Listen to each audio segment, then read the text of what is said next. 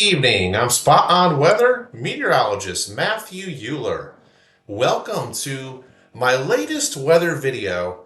Now, I know it's been a while since my last one, I'll tell you. It's just crazy how fast time gets away from us. But this video, I'm going to do a forecast update on, as of today, the 25th of November. So I'm basing all of this off of the latest teleconnections from the 25th of November, 2024, as well as some of the modeling. So first things first, I just want to say happy Thanksgiving to everybody out there. We really appreciate your subscription to the Spot on Weather YouTube channel. Thanksgiving's just a few days away, so an appropriate picture here to start tonight's video. I certainly hope each and every one of you have a wonderful, wonderful Thanksgiving. All right, so let's get into tonight's video and the overview of what we're going to look at tonight. We're going to look at the stratospheric polar vortex. We're going to look at the quasi-biennial oscillation, or the QBO. We'll take a look at the latest sea surface temperature anomalies. We'll look at teleconnections. We'll take a look at the Nino regions and what the water temperatures are looking like right now. And then we'll look at the modeling, the latest modeling from today, 25 November 2024. And then I'll conclude with final thoughts. So let's start first with the stratospheric polar vortex. And really what we're looking at here on this left-handed graphic, we're looking at the 10 hectopascal, or the 10 millibar pressure level, high up in the atmosphere at 60 degrees north latitude. We're looking at something that's known as a zonal mean zonal winds. Now, I want you to realize that these different color lines represent different models. And each of these models is going to predict out into the future, hey, what are these winds going to do over time? Are they going to strengthen, or are they going to weaken? Over here, you see on the far left, this is the y-axis. You have your zonal mean zonal winds in meters per second. Meters per second is a unit we're using, and we're ranging from 25 all the way up to 55 meters per second for the wind speeds. Now, whenever all these models kind of come into agreement and they're indicating a direction. Let me draw this out for you. So if the models are basically going in this direction, that indicates we have a strengthening polar vortex in the stratosphere. So increasing the zonal mean zonal winds in this direction that I just drew this red arrow with, that indicates a stronger stratospheric polar vortex. We're increasing our zonal mean zonal winds. Now, if these colored lines here, each of these individual models started going like this, downward, that would indicate a weakening stratospheric polar vortex. So why do we care about it? Well, if the zonal mean zonal winds are increasing and we have a strengthening stratospheric polar vortex, that tends to result in all the Arctic air being bottled up over the North Pole. Whereas if we see the zonal mean zonal winds decreasing or getting to lower values, that generally indicates a weakening stratospheric polar vortex, and that means that we could have a lot more Arctic air outbreaks coming in from the Arctic all the way down into Canada and the United States. All right, so you'll notice right here we have a fairly low dip. When we started at just about the 19th of November, we've seen the winds decrease to a low point here around the 24th of November yesterday. But now we're starting to see more of an increasing trend with these zonal mean zonal winds, which is indicative of a strengthening stratospheric polar vortex right on through the early part of December. We go out to 12/10 or December 10th over here. You kind of see these lines here, they're kind of leveling out at this point. But by this point, we're strengthening pretty considerably from about 30 meters per second, potentially anywhere from 38 to about 47 meters per second by the 10th of December. So modeling is these models are indicating a strengthening of the wind speeds and a strengthening stratospheric polar vortex. Now over here on the right, we're showing the this is the polar vortex right here, the small inner circular area over the pole. These white lines represent lines of constant height values. And whenever these white lines are stretched out, that indicates a stretching polar vortex. And with stretching polar vortex situations, that leads to colder air, usually moving into Canada and into the Eastern U.S. or eastern parts of North America anyway. But whenever you get a more concentric, round, circular shaped white lines, that indicates more of a circular or symmetrical polar vortex and a stronger one. So the shape of these white lines really matters. Let me draw this out. Right now you kind of see where it's at, the polar vortex, but let me draw this out for you. I'll show you the differences here. So if we see these white lines in this graphic here on the right, if they're kind of doing this, kind of stretching out like this, more elongation, right, of those white lines, those constant height lines, this would indicate a weaker stratospheric polar vortex in many cases, not always, but in many cases, whenever the vortex is being stretched out, it leads to colder air outbreaks in eastern North America. On the other hand, if, by the way, the W over here means weaker, as these red lines kind of represent the white lines here, stretching out. But if I have a more circular shape to these white lines in the picture above, like this, more symmetrical or circular shape, that indicates a stronger stratospheric polar vortex. So the shapes of these lines, whether the vortex is stretching or contracting, that really matters to our sensible weather. So let's move on now and take a look and examine on the left. This is the 10 hectopascal or 10 millibar level, high up in the atmosphere. This is your 60 to 90 degrees north average temperature in the stratosphere. You'll notice the temperature over here on the left is in degrees Kelvin, and it ranges from 195 to 215 Kelvin. And by the way, you kind of see what each of these lines represent, what model these lines represent right here. Orange line is GFS. The lighter purple line is GEOS. This green line here indicates the GFS Ensemble Forecasting System, the GEFS. The aqua color line is the CMC, and the Canadian Ensemble Average, and then you have the Fleet Numerical, which is the magenta type color. So what are we doing with temperatures here? What's the forecast through 10 December? We're showing the temperatures did cool. They reach a low point, generally about the 28th and 29th of November. A little bit of a warming going on in the stratosphere with the stratospheric temperatures, but then they shoot back up again to higher levels here between 12.1 and 12.5, and then they kind of drop off again a little bit. But no significant curve here to this average temperature plot for the stratosphere. We're not seeing anything like this, right, where these lines are going up like that. That would indicate a sudden stratospheric warming event, which could weaken the stratospheric polar vortex off the pole. If you see the polar or the stratospheric temperatures, cooling with height, that would indicate this down arrow indicates C for cooling, this up arrow W for warming stratospheric temperatures. Colder stratospheric temperatures, or temperatures getting cooler with time, indicate a strengthening polar vortex. Warming in the stratosphere indicates a weaker polar vortex. So just kind of wanted to show you this. Now, look at this graphic on the right for 2 December for the polar vortex. I want you to pay attention to this. Look at this. See these white lines here, how they're elongated or stretched out, more oval shape, right? This indicates a stretched out polar vortex once again. Look at the difference here. See how circular this shape is of these white lines? The polar vortex being at the center here, today on the 25th of November, and then by 2 December, look at this, it's more stretched out. All right, so now let's examine the quasi-biennial oscillation, the QBO. It's currently in the westerly phase. When we look at this plot, how do we know that? Well, whenever the blue line, this blue solid line, is to the right of this dull pressure level line, this dull gray line here, this vertical line, whenever the blue line is to the right of it, we have positive values. See the scale here on the bottom? The blue line is to the right of this pressure, the pressure in millibar, this vertical pressure scale line. So we have positive values, which indicates a westerly phase QBO. QBO being the winds above the equator in the stratosphere. All right, so when we look at these winds here, the zonal mean zonal winds. This is over the 60 degrees north. This is much further north in latitude. We can also examine the stratospheric winds over the equator area, and when we have a westerly phase QBO, or positive values, that indicates that the winds are blowing from the west in the stratosphere above the equator. And by the way, the westerly QBO is associated with a strong stratospheric polar vortex during the winter season. So that's research has indicated this, okay? And so we are definitely in a westerly phase QBO, and we're forecast to remain in that. Look over here on the right.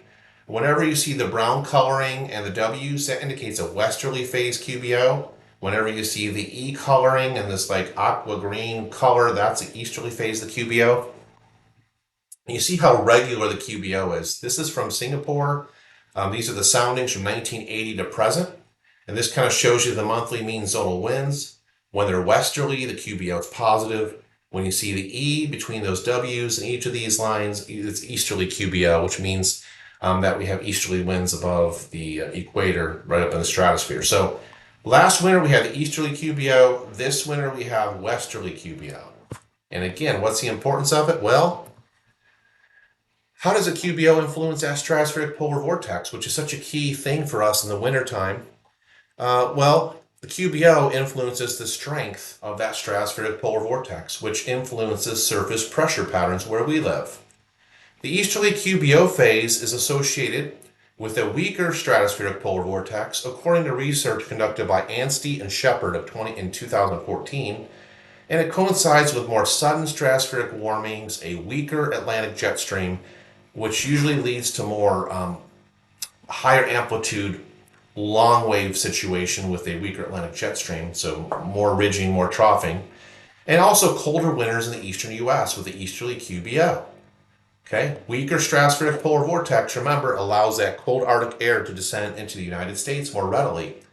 Now, the westerly QBO phase, where we are now, and will remain for the winter, really, this is associated with colder, stronger, more symmetrical shaped stratospheric polar vortex. Same paper, same research paper, Anstey and Shepard, 2014, discovered this, and this coincides with mild winters in the eastern U.S. and a stronger Atlantic jet stream. With a stronger Atlantic jet stream, let me just draw this out for you.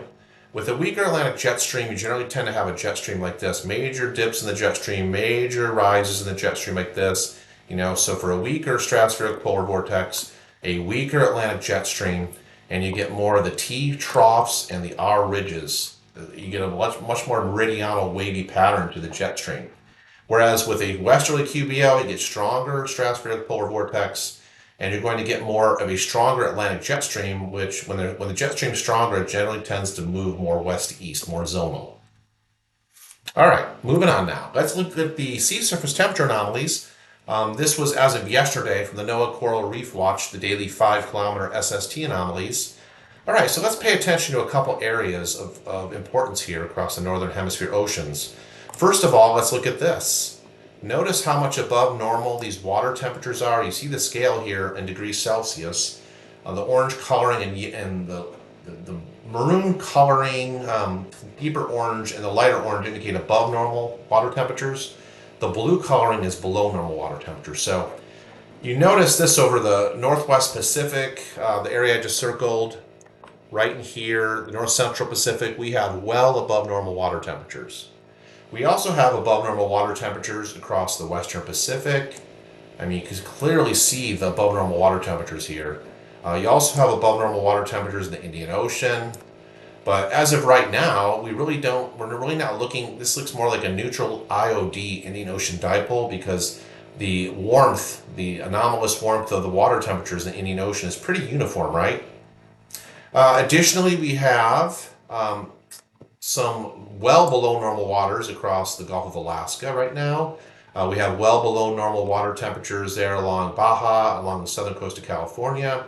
We also have below normal water temperatures southeast of the Hawaiian island chain, and we also have below normal water temperatures in the eastern and central equatorial Pacific. Now, this is associated with what's supposed to become a La Nina, and we're still waiting for that official designation of a La Nina. It's still ENSO neutral. Although the water temperatures are below normal in this area, they're not quite strong enough below normal to indicate a La Nina just yet. Moving on now, let's look at the Nino region comparisons.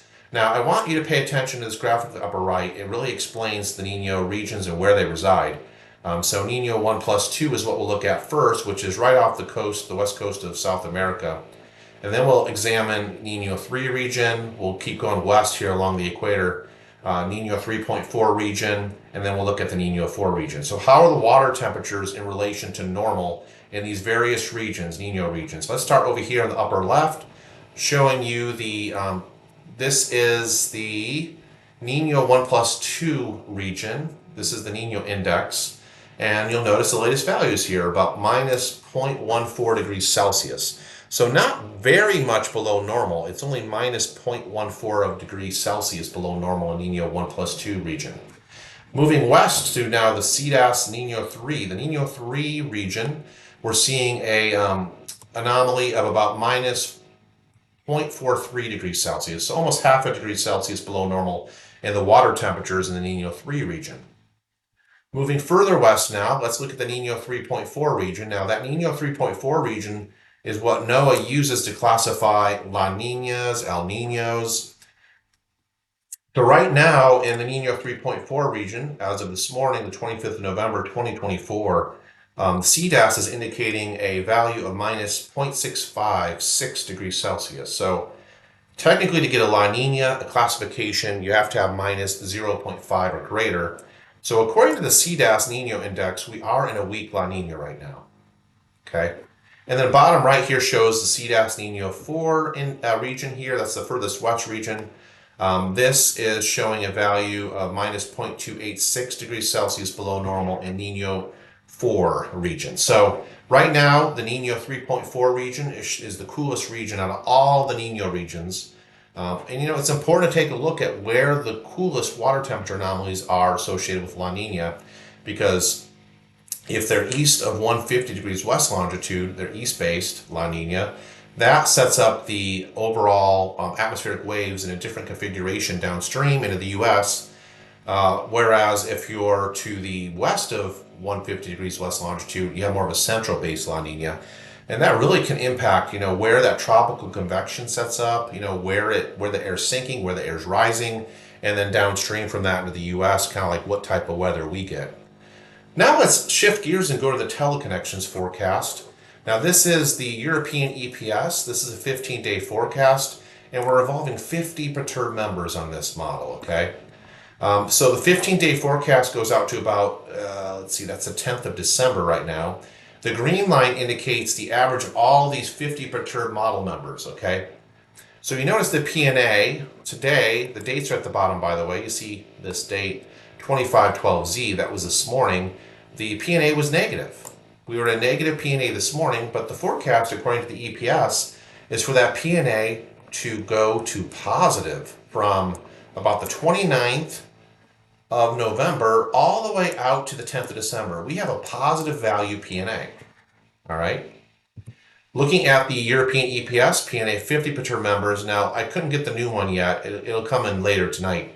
But the 46-day forecast for the PNA, according to this model, shows a positive PNA. And now today we're back down to a negative PNA. And then we kind of get closer to neutral here. And then we kind of ride that neutral line out to the 21st of December to the winter solstice. And then it's right along that same area, neutral. Looking at the NOAA JEFS V12 PNA forecast, showing you a negative PNA value initially today, right on through about the 28th of November. So coming up here as we get towards Thanksgiving.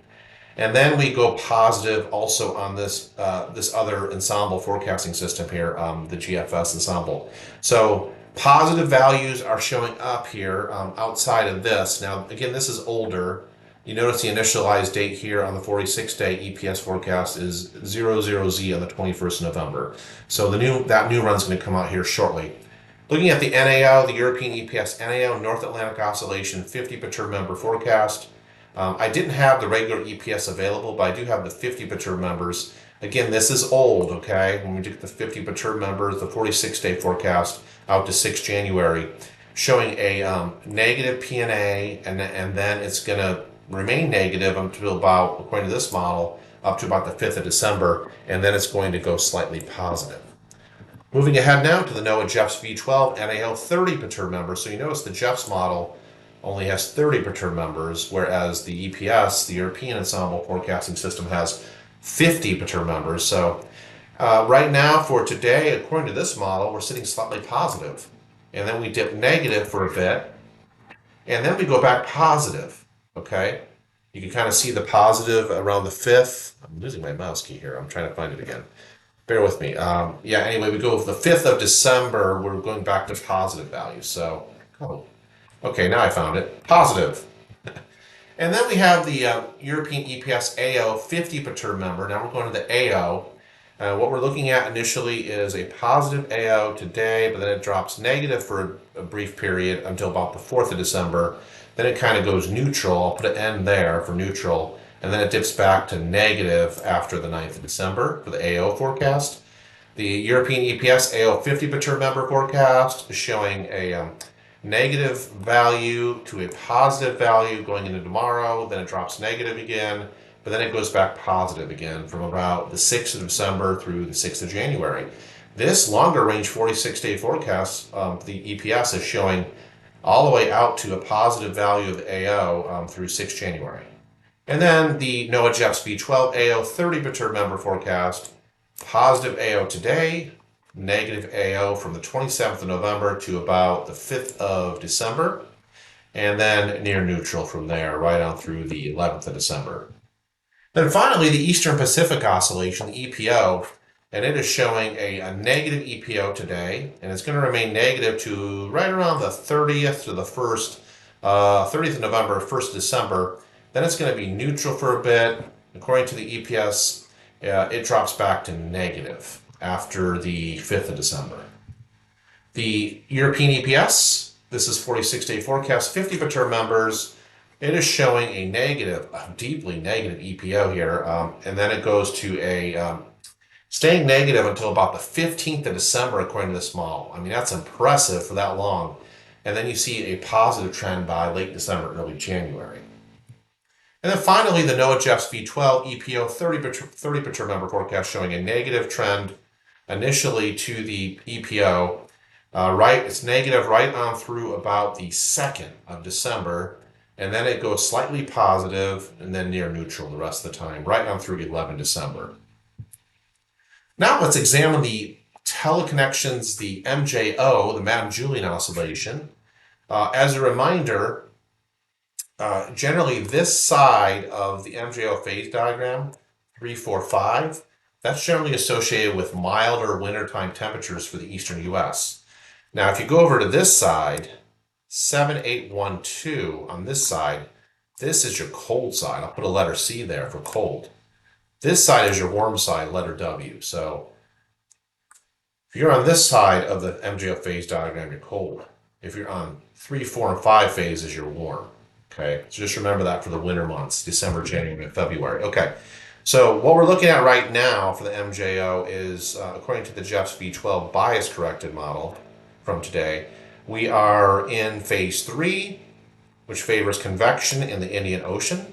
Okay, and then this MJO is forecast to rotate into phase 4, where that convection shifts to the maritime continent, Australia, and then it goes back into the small inner circle here by the 9th of December, which would mean the null phase. Anytime these plots go in the smaller inner circle here, that indicates that the MJO is relatively non-impactful on the U.S. weather. Now let's examine the European, the bias-corrected European model here on the right. You clearly see today on the 25th that we're in phase 4, and we kind of meander around phase 4 for a bit, and then we get into phase 5 in early December, and then we kind of meander around a little bit again, and we remain in a weak phase 5 according to the European bias-corrected model. Looking at the temperature composites over here on the left, and we'll get to these here in a minute. Let me finish this. I'll do this in the right order here to make sense. So CFS V2, this is on the right here. Let me go back to my laser pointer so you can see. Okay. So the CFS V2 extended bias corrected from today through Christmas Eve. Ooh, Santa's Day there, right? Showing the MJO going into, basically we're in phase 3 now, rotating into phase 4, coming in weaker into phase 5, and then going weak phase 6, kind of before 23rd of December, getting close to the null inner circle here, the small inner circle here, the null phase.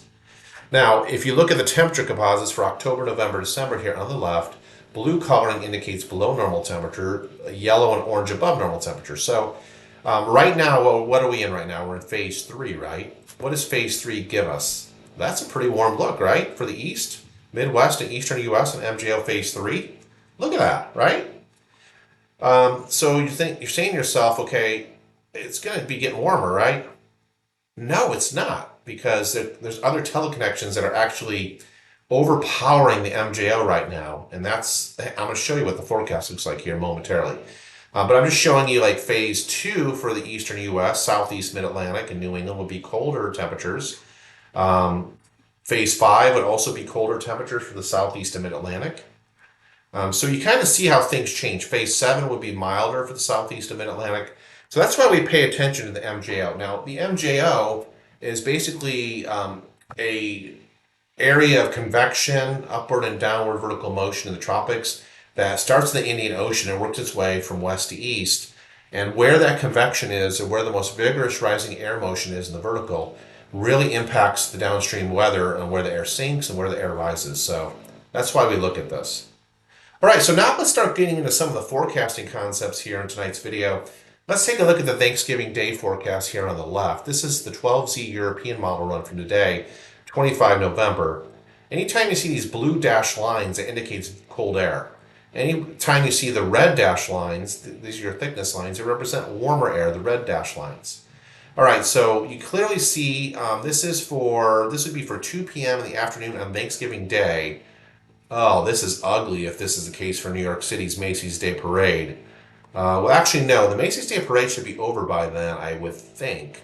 I can't recall the times, but it could get wet in New York City if you're going to the Macy's Day Parade. That's all I'll say. We got low pressure right off the northern Jersey coast, south of Long Island, and you just got a lot of rain to the northwest of this low pressure track across Jersey, New York City, New York State. Even some mixing into snow there in the back portion of this particular storm system, the low pressure, into western New York State and parts of central and western PA. It'll be all rain for the mid-Atlantic, just too warm. It'll be rain down to the southeast. If you're traveling west from, around the New York City, Pennsylvania, Virginia, the east coast here, if you're traveling west towards Indiana, Illinois, Iowa, Missouri, it's just going to be windy and colder. Okay, you're going to feel a drastic drop in your temperatures heading west, let's say on Interstate 80. Also, it's going to be very cold in Minnesota. The Dakotas, just frigid. If you're going up towards the Dakotas or Minnesota, definitely take a heavier jacket for the Thanksgiving Day.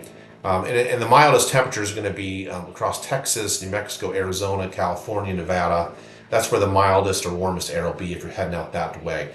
But really, outside of the East Coast, it looks fairly dry, so at least that's good for the Thanksgiving Day forecast. Over here on the right, we're showing temperature anomalies from today's European model run. Look at the blue and the green and the purple. That's your below normal values. Purple being the most significantly below normal. The lighter the blue color, the less anomalous the cold air. Orange colors is above normal, so you kind of see from Georgia up to the Carolinas and East Virginia, eastern portions of Virginia, D.C., Baltimore, as well as southern Jersey. It is a milder flow of air on the front side of that low pressure system. It's going to drag a ton of warmer air up ahead of it. And then you get the real cold air really starting to get going here in the Midwest and Ohio Valley on Thursday afternoon, on Thanksgiving afternoon. And then, like I said, if you're heading up towards the Dakotas and the Montana, very, very cold air. And you see the purple color up here in Canada, west central Canada, that's coming down, folks. Here is what's going to happen this upcoming weekend, 30 November, Saturday, and the 1st of December, Sunday. If you've got plans to be out and about, and you're in the Eastern U.S. in these green color areas, dress warmly because it is going to get cold, okay? And the models have been advertising this scenario for quite some time. So we've got basically, I'm just going to draw it out right now. We have a path of cold air from the Northwest Territories all the way down into the Eastern U.S. This is the general track of the air mass, okay? It's going to result in very cold temperatures. We're talking in the mid-Atlantic up to Pennsylvania, Ohio Valley, Midwest. We're talking 13 to 15 degrees Fahrenheit below normal temperatures for this Saturday, the 30th of November. And then also, we're going to see that continue on for Sunday, the 1st of December, to wind down your holiday weekend. The mildest air is going to be generally west of the Rocky Mountains. So if you're going out west, it's going to be as cold. But you clearly see with the green color where the coldest air will be. And we're talking anomalies again between 10 and 16 degrees below normal in the green colors from the Midwest to the Mid-Atlantic. We look at the GFS ensemble charts, Global Ensemble Forecasting System charts for, this is the 30th of November on the left. It's here. This is 30 November on the left. Look at the green coloring here. The greater the green coloring, this indicates below normal height anomalies, greater below normal height anomalies. Green coloring and purple coloring is indicative of well below normal heights in the upper levels of the atmosphere. And that's associated with much below normal temperatures. All right. What we have going on here on the Jeff's chart, let me go ahead and draw this out for you. Let me get back here to my pen. What we have going on is we have higher heights and ridging, generally up into the Northeast Pacific. We have a strongly anomalous ridging on Saturday, the 30th of November, up across up towards the northern Hudson Bay. We also have anomalously above normal heights across the Bering Sea. Okay. Over here and you notice this troughing here, this green coloring here, it's a deep trough associated with much below normal temps. And the troughing really, it continues to really extend southward from this upper cold core low right on down into the Eastern U.S. for Sunday, the 1st of December. Again, you see more of the ridging here, ridging associated with milder temperatures building up along the U.S. West Coast. Now, moving ahead to the 500 millibar height anomaly charts now for the 2nd of December. This is Monday, next Monday, a week out on the left. Look at the purple coloring here. This is associated with very, very much lower than normal anomalous heights and pretty cold air right here. It's going to feel very cold right from New England down to the Mid-Atlantic. You see the ridging is still extending in the same position there along the U.S. West Coast up to Western Canada. And then over here on the right, we still see this trough in place, generally extending across the Western North Atlantic down to the Mid-Atlantic. So the cold air continues right on through Tuesday, the 3rd of December. So Monday the 2nd on the left, Tuesday the 3rd on the right. We still see higher than normal heights across Western Canada and the Pacific Northwest of the U.S. These are the temperature anomalies that go with the troughs, okay? This is impressive. Absolutely impressive. Let me find my mouse again. Goodness, I can't find it. But you, there we go. You see all the greens and the purple colors. I mean, it just engulfs a wide area this is Monday, next Monday, the 2nd of December, 2024. From the Rockies all the way to the East Coast, below normal. And then over here on the right, we're showing, look at this. I mean, all the way down to Texas, all the way down to Florida. All the way down to even Florida. Okay, so if you have plans to go down to Disney World or something like that, make sure you have some warmer clothes, a jacket with you for next Monday and Tuesday, because this chill is going to cover a wide area from the Mid-Atlantic down to Florida.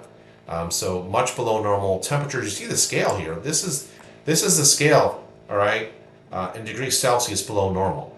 So we're looking at purple colors, 9 to 11 degrees Celsius below normal in purple.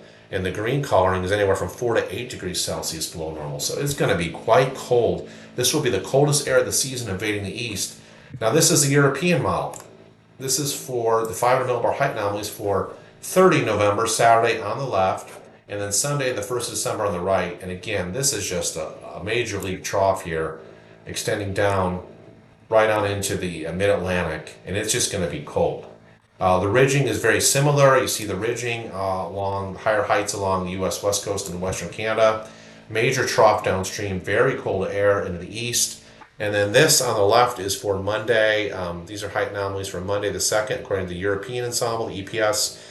Just look at this trough. I mean, this is a big time trough. Very cold air beneath it, and then you got the ridging along the U.S. West Coast up to Western Canada for Monday, the 2nd of December, and then on the right you see what's going on here. Now I want you to pay attention to one thing. I'm going to go back here in a minute. These building heights from the Pacific Northwest to Western Canada next Tuesday, the 3rd of December, it looks a little bit stronger than the Jeffs. Let's go back to the Jeffs. Let's go back to the Jeffs. Okay, hang on here. I gotta get the right map. Okay. So this is the Jeffs on the right. This is the Jeffs. Okay, let me get my laser back out. Oh, okay. So this area that I draw the sawtooth red line, the ridge axis, these heights are not as high as that on the right, this one. So the European ensemble prediction system is showing a more positive PNA, a stronger positive PNA with higher than normal heights, this ridge building up in strength a little bit stronger than the GFS ensemble. So that's the big difference I noticed there. All right, now these are the European ensemble EPS temp anomalies, 30 November on the left. Look at this. I mean, this is something that's been missing in the East for many winters. Oh, look at the path. I'm drawing the red arrow to indicate the path of the airflow. All the way from Alaska, the Northwest Territories, Yukon, southeast, all the way into the Eastern U.S. This is a straight shot of just cold air. This is for Saturday, the 30th of November. Look at this. Look at this. I mean, this is Sunday on the right, well below normal, and the purples, the green coloring. Just, this is impressive.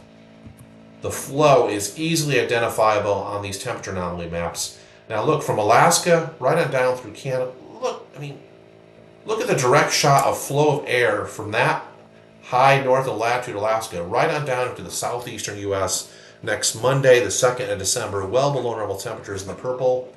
And then look at this. It continues. It continues. It's like a reloading pattern here.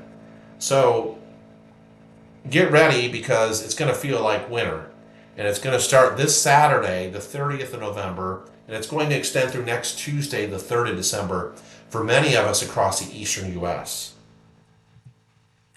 This, by the way, is the CFS temp anomalies. So this is NOAA CFS V2. This is for 25 November to 5 December. This is the 10-day outlook right here, showing the below normal temperatures in blue and green and purple. And then this on the right shows, this is 30 November on the right, 10 December. Still below normal across the southeast, the Midwest, Ohio Valley to the Mid-Atlantic. Still below normal through the 10th of December. Okay, the path is there all the way for sure through the 5th. Clearly you can see it there. Now, you do see some ridging here across Alaska by the 10th of December. So yeah, it looks a little bit different here, but it's still the general same principle here. All right, so why are we getting this direct path of air? Let me go back to my laser pointer. Why are we getting this direct path of cold Arctic air from the Northwest Territories, excuse me? Why is this path occurring? Why is this occurring? Well, the EPO is one of the factors, Eastern Pacific Oscillation. When it goes negative, look what happens. You get a upper level ridge or higher heights in the Gulf of Alaska above lower heights below it to the south. And what happens is you get the jet stream to basically go up around the ridge, right on up into the Arctic, and then drop straight southeast into the United States. So you get a direct shot from the Arctic into the U.S. and extremely cold air gets into the U.S. in this scenario with a negative EPO, Eastern Pacific Oscillation. This is what happens. All right, so a building ridge up into western Alaska, negative WPO, Western Pacific Oscillation. You got this orange color indicating anomalously higher than normal heights with the ridging up into the western portions of Alaska, the Bering Sea. Kind of like a continuation of this, the negative EPO in combination with the negative WPO, which is a Western Pacific Oscillation. Get the trough downstream and just off the west coast of the U.S. But with a negative EPO, you've got a nice conduit path of Arctic air down into the U.S. So here are my final thoughts on tonight's video. I hope you're definitely enjoying it. I know it's been a while again, so I'm glad to get back out here on the channel. Okay, so the negative EPO, the negative Eastern Pacific Oscillation, we just examined that with the upper ridge in the Gulf of Mexico, goodness. Gulf of Alaska, the negative EPO with the ridge in the Gulf of Alaska here. A negative Western Pacific Oscillation, that WPO with anomalous ridging right under the Bering Sea. And negative North Atlantic Oscillation, where you have upper ridge or higher than normal heights into Greenland and eastern Canada. Let me see if I can show you that. Let's go back here. So this would be an example of a negative NAO. See the orange color here in the upper, the right-hand graphic here. I'm pointing out right here, over here. You see the orange coloring indicating well above normal heights. That's associated with ridging into Greenland, and that's associated with a negative NAO. So all of these have played a critical role, these teleconnections specifically, EPO, WPO, NAO, playing a critical role in setting up the forecast upper air pattern coming up. The negative EPO is acting as that transport mechanism to send Arctic air southward into the U.S. Another important thing to think about with a negative EPO, okay, you see the ridging here in this graphic on the left, right? Well, look how it distorts the jet stream. All right, with this ridge right here, you can't get that Pacific jet to get all the way, you just can't get it to get to the U.S. because the ridging. That jet is going to go up and over the top of the ridge.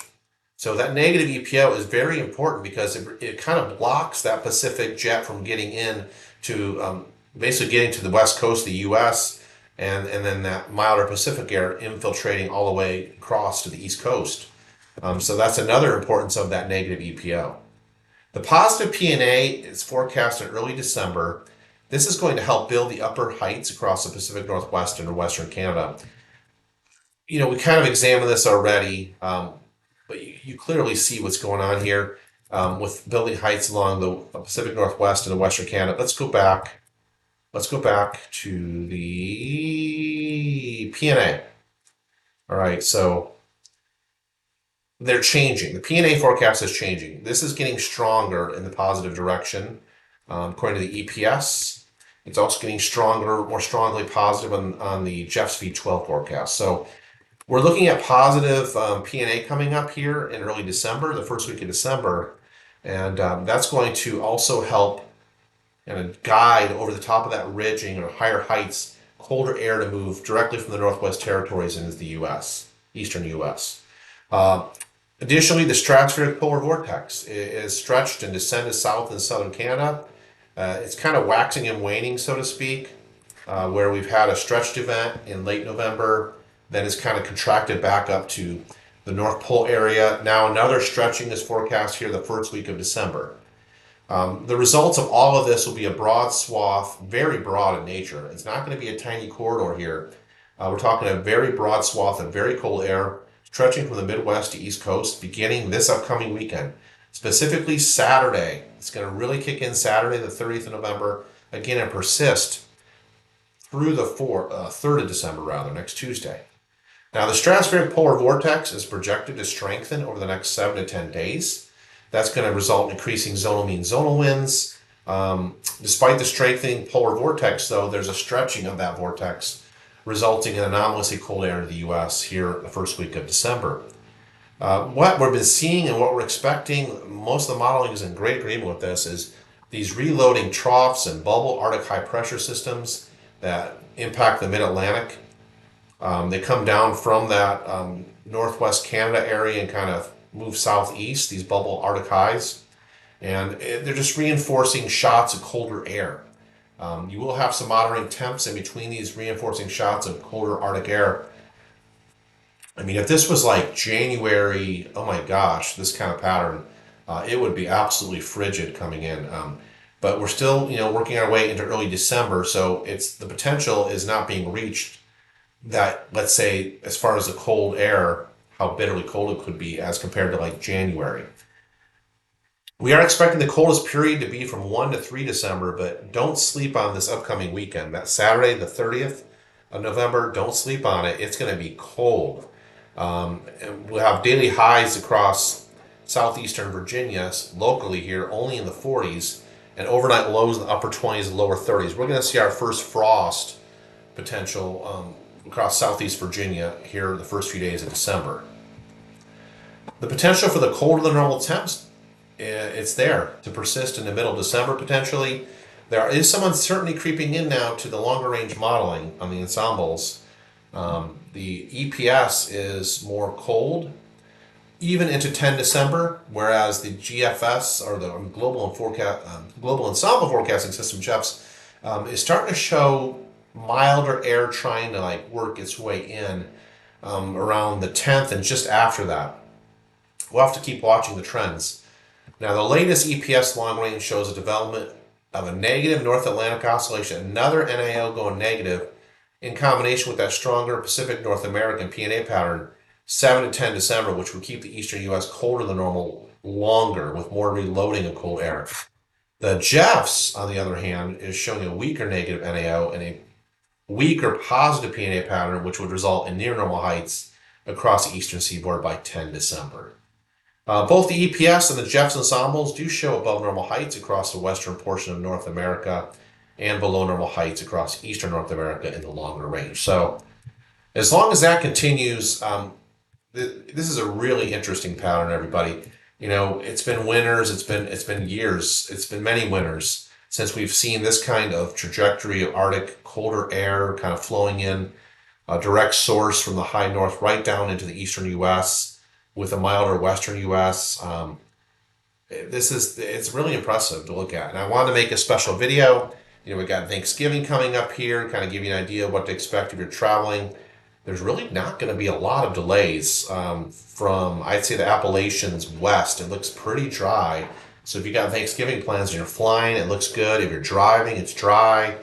So that's really nice, right? It's going to be wettest here. Boston, New York City, Trenton, New Jersey, down to Baltimore, D.C., Eastern Virginia. Mix of rain and snow, perhaps going over to a wet snow at the end across western PA up to New York State. So outside of that area of storminess for Thanksgiving Day, it looks good. Just take your jackets with you if you're going west, because it's going to get colder as we go through that holiday weekend. But that's all I got for now, everybody. Hope you enjoyed the video, and until next time, happy Thanksgiving to all. Thank you for subscribing to my YouTube channel here, and God bless each and every one of you.